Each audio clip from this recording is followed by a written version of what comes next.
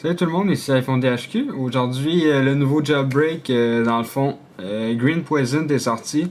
C'est très semblable au Jailbreak de Lime-Rain, seulement c'est pas la même équipe qui l'a développé. Lime-Rain c'est GeoWatt, puis Green Poison c'est la chronique Dev Team. Donc ça utilise le même exploit.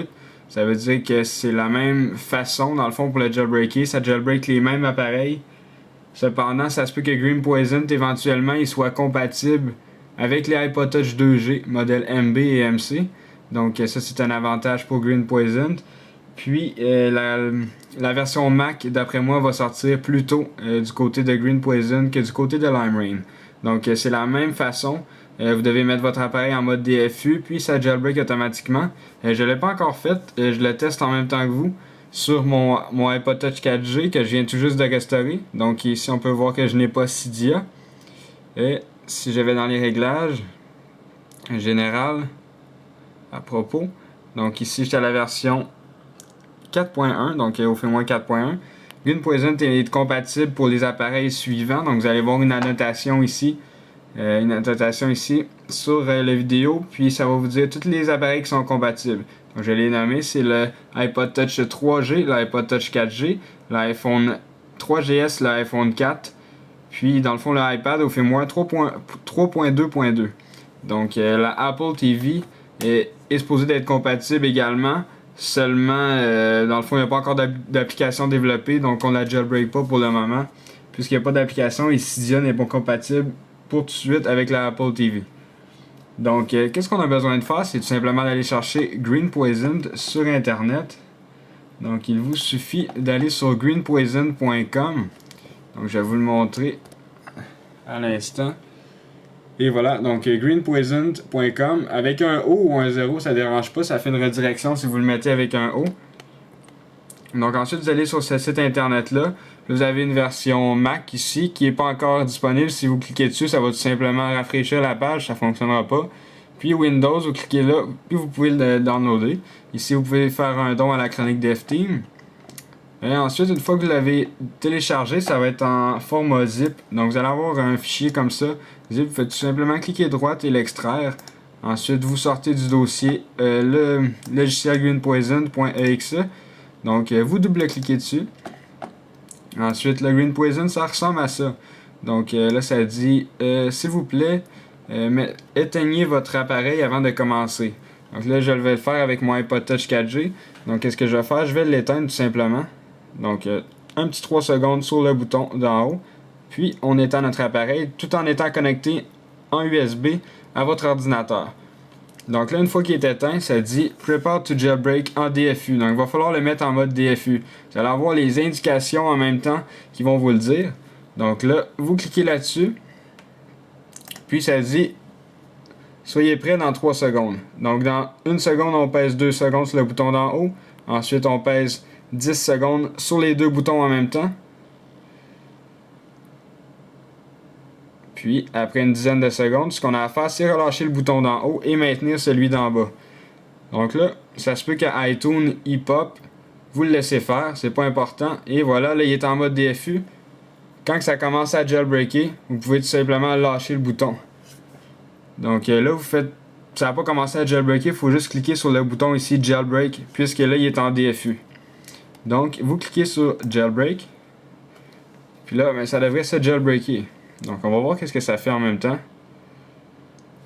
Ça se peut que votre antivirus, il vous dit voulez-vous l'accepter?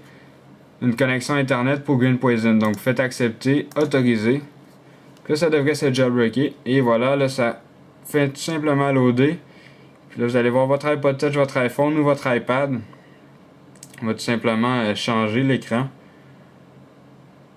Puis, il redémarre, il se met en mode recovery. Donc je le teste en même temps que vous. Je ne sais pas trop comment il fonctionne encore. C'est très, très simple. C'est la même façon que Lime-Rain. On le met en DFU, puis ça se fait tout seul. Donc, ça dit jailbreaking sur Green Poison. Et voilà, donc là on voit toutes les commandes qui sont en train de se faire sur votre appareil. Donc vous le laissez travailler, c'est très simple. Après ça, on va analyser un peu c'est quoi les différences entre Green Poison puis Lime Rain. Donc la rapidité et tout. Donc là, on peut voir que déjà, on remarque que Green Poison est plus lent que Lime Rain. Moi, j'ai trouvé que Lime Rain était très rapide. Donc ça prenait pas de temps. Puis en plus, là, il est sorti en version finale, donc la RC1. Je crois qu'il est sorti, c'est ça la RC1 sur limerain.com. Donc là, on peut voir votre appareil qui redémarre après toutes les commandes qui se sont faites.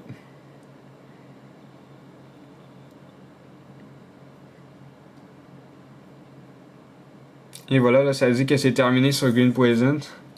Donc vous pouvez cliquer sur Quit. Là, ça va fermer votre application.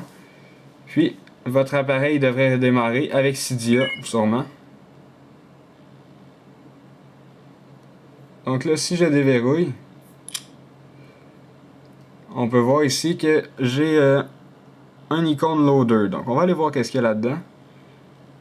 Donc là, ça fait Loading Source. Puis là, ici, on a Cydia. Donc si on clique sur Cydia, puis là, ici, on peut sélectionner Install Cydia. Donc c'est semblable à Lime Rain. C'est très semblable. Dans le fond, c'est juste que l'interface est différente. Donc l'icône loader aussi devrait changer. Ici, do you want to remove loader? Est-ce que vous voulez supprimer loader? Donc moi je vais pas le supprimer tout de suite, on va voir si je change. Donc là ça fait ça. Si je clique sur le home button, ici il faut peut-être redémarrer. Non, il se redémarre tout seul. Donc il fait tout simplement se redémarrer. Puis lorsqu'il va être redémarré, il devrait avoir Cydia dessus.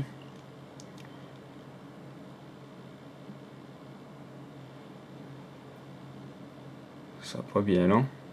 Ici, on peut voir que le Untethered il est là. Donc, votre appareil, vous n'avez pas besoin d'être connecté à l'ordinateur pour redémarrer. Puis, on n'a pas les petits pixels morts aussi de Jailbreak Me. Donc, ça, c'est bien. Et voilà. Donc, si je déverrouille, j'ai maintenant Cydia d'installer. Puis, ici, on a l'icône Loader qui vient d'apparaître. Comme sur Lime Rain, il était blanc au début. Puis, lorsqu'on installe Cydia, il devient avec la petite goutte. C'est la même chose pour Green Poison. Donc, si je clique sur Loader, vous pouvez aller dans Options, puis supprimer l'application Loader puisque vous n'en avez plus besoin. Donc Remove Loader. Puis si on clique sur le Home button, ça va peut-être Respring. Ah, ça supprime tout seul. Et ça Respring, oui. Donc si je déverrouille, là j'ai Cydia, puis je peux tout simplement le lancer, puis là ça va se réorganiser et se fermer. Puis c'est la même chose que d'habitude. Donc je vous encourage fortement à enregistrer vos fichiers SH aussi avec Tiny Umbrella. Donc il va y avoir une vidéo en bas dans la description ou même une annotation ici. Vous cliquez là-dessus puis ça vous montre comment enregistrer vos fichiers SH pour le firmware 4.1. Ben, en fait, ça vous le montre pas pour le firmware 4.1, mais c'est la même procédure pour toutes les firmware. Donc c'est ça, c'était iPhone THQ pour vous montrer comment jailbreaker avec Green Poison, la version RC3.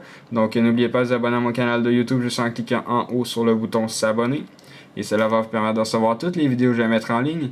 Et visitez aussi le site internet iPodTouchIsopo.com. Merci beaucoup, au revoir.